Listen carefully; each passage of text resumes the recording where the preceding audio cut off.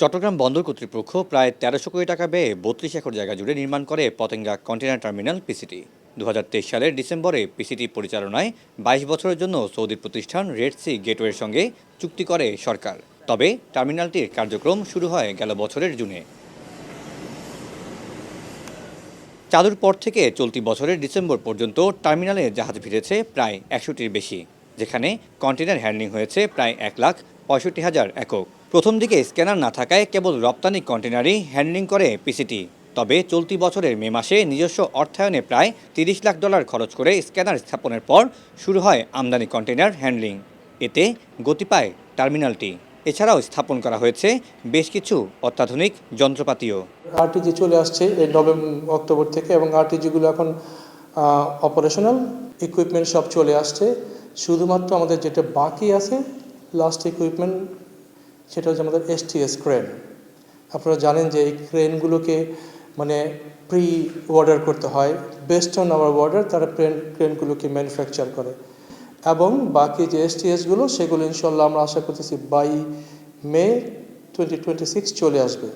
তবে পণ্য খালাস প্রক্রিয়া নিয়ে এখনও সন্তুষ্ট হতে পারছে না বন্দর ব্যবহারকারীরা।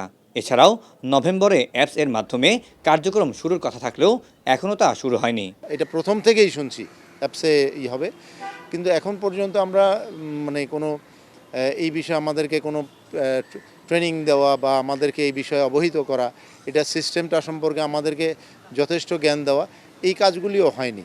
বন্দর কর্তৃপক্ষ বলছে পুরোপুরি কার্যক্রমে যেতে কিছুটা সময় নিলেও পিসিটির কারণে সক্ষমতা বেড়েছে চট্টগ্রাম বন্দরের।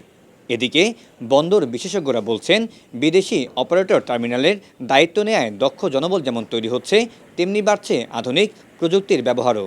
কন্টেনার যেটা হ্যান্ডলিং করি, আমরা চাই যে কন্টেনার হ্যান্ডলিংটা আরও স্মুথ হোক, আরও সহজ হোক।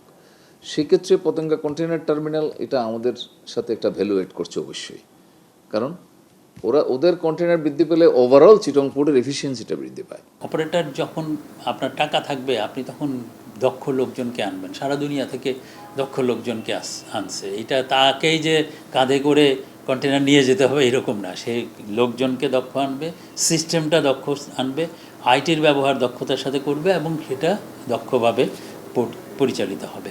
চুক্তির শর্ত অনুযায়ী প্রথম ২ বছরের মধ্যেই যন্ত্রপাতি ক্রয়সহ অন্যান্য খাতে $১৭০ মিলিয়ন বিনিয়োগের কথা আরএসজিটির, যেখানে এরই মধ্যে $১৬০ মিলিয়ন বিনিয়োগ করেছে প্রতিষ্ঠানটি।